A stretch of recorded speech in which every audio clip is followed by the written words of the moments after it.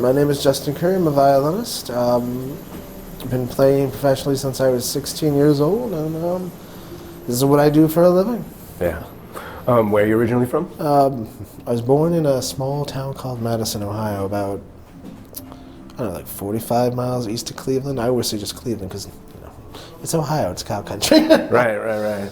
And in your household, were any of your family members musicians? My entire family is musical from both sides, both my mother and my father. Interesting long story. My father really wasn't much in my life, but he was a drummer based in Houston, and he came here to play. Actually, played in New Orleans all the time. And you heard that famous recording of Flintstones, where they have the jazz version of like Yeah. That's him on the drums. Oh, Stephen Lee, that's my father. But my mother's side too, my mother used to sing. My aunt used to be a professional singer. And she used to do clubs and stuff, and jazz stuff, when Cleveland actually had a music scene that died in the 90s and stuff, when they tore out all the clubs and put in dive bars and stuff like that. Gotcha. And student housing. But I have lots of musical family. I even have some family members who were part of the Cleveland Orchestra. They wanted me to do stuff for a while with them, but that was years ago. Yeah. So I guess that played a big role in you picking up an instrument. Was it violin at first? I tried a few things before. Violin was my choice of an instrument. Some parents want you to, you should try this instrument or do this, or they throw you in lessons for stuff. No, the violin was my own initiative, and I just said I always wanted. It's the most beautiful instrument I ever heard. You can do so much with it compared to anything else out there. Yeah, it definitely is evocative of emotion for sure. Oh, it is. What were some of the other instruments that you tried early on? Well, I can do basic piano. I can do basic guitar.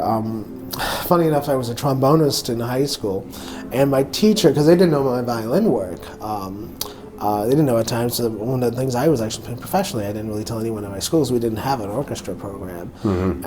I was such a bad trombonist. My teacher said, "You'll never have a career in music," and I laugh at her to this day. Yeah, I'm sure. She's like, "Oh," I was like, "I don't see you ever having a career in music." I'm like, "Okay, that's fun." It's so funny that you hear that all the time from great successful people, that they were told that they'll never succeed in that vein, you know what I'm saying? Exactly. You see that all the time. I laughed it off, and she's like, "Why are you laughing?" I'm like, "Well, you'll see why." Well, I think, and it's kind of like what people say about, what happens to you throughout the course of your life. It's kind of like the way you react to things in life, whatever life deals to you. If you react negative to it or you put it down, then you'd never be sitting here today. But exactly. You do the opposite and you say, "Okay, well, I'll show you." You know what I'm saying? Yeah. And that's what you're made of. The funny thing is, a lot of people say, "Well, I'll show you." And for me, it was more like, there's so much you don't know, and I'm just going to leave it at that. And you wait 10 years when I'm the most known pupil from our school musically.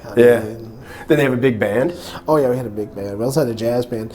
I think she realized that was a mistake because we did a jazz band thing, and they said, "Oh, if you play a different instrument, come and do a solo for the show." I did, and I had a full standing applause. They're like, "What?" I'm like, "I told you." Nice. I told you. How old were you? I was like 15, 16 when that happened. I was already starting to play professionally at that point, and no one really knew it.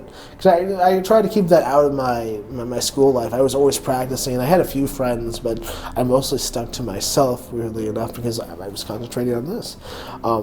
Oddly enough, though, I was my school's student council president, if that makes sense. So everyone knew me, but it's that weird feeling that I felt like I had a double life in high school because it's like I was doing so many things out of high school, but everyone thought, "Oh, it's Justin." I'm like, yeah, it's just no one expected me to graduate a year early. No one expected me that year to go to Japan, and I also played a lot of music when I was over there. I did that as a musician, and people just like, "What? Wait, what? From Ohio, a small town?" I was like, "Yeah." Yeah, I was like, I've been planning this for years, guys. We didn't let anyone really know about it because, you don't Yeah. You know, don't announce your plans before you're ready, but it's just one of those things that when I was a kid, I knew that if I wanted to get anywhere I wanted to in life, I couldn't just stay in, you know, my small town.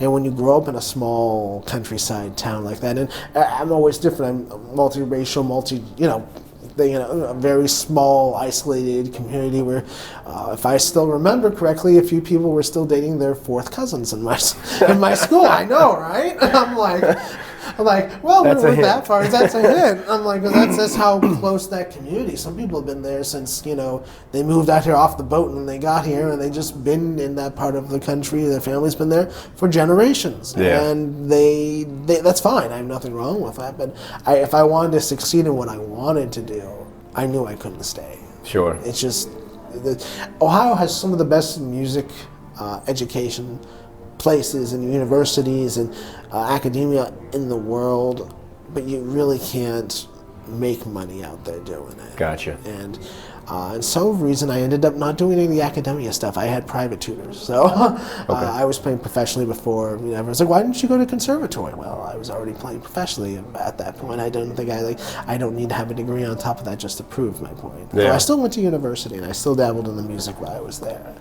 What told you that the violin was it? Because you tried other things early on. It's the feeling. String instruments, I think, are fundamentally different, at least bowed string instrument, fundamentally different than any other instrument. If it's a trumpet or trombone or even guitar, this plus type of strum or to push button blow to this degree equals note. The violin, though, everything's controlled by a fluid bow, which means so much more delicacy, so much fluidness, so much more feeling can be put in an instrument like this, because it's less of a mechanical device, it's just an extension of your body. Makes sense. And that's one of the things that's just like, I always wanted to feel an instrument. And I don't think for any other instrument out there, at least for me, you can't feel it like a violin.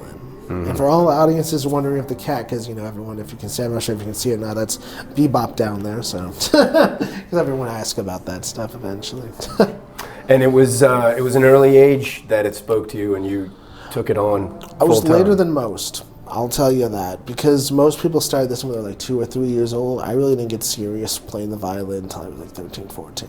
Okay, I got you. But I went I caught up quickly. Yeah. I remember.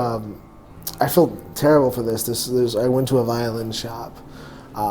It was Peter Zaret's Violins in Cleveland Heights. No, not Cleveland Heights. It's in Mayfield, Ohio, which is maybe 10 minutes away from Cleveland Heights. And I was used to test his violins, and I had a family coming here. Their kid has been playing for 10 years. And I remember I was playing a cadenza, and they're like, "Oh, how many years have you been playing?" I was like, "I've been playing for like 9 months." And just like, "Oh," I'm like.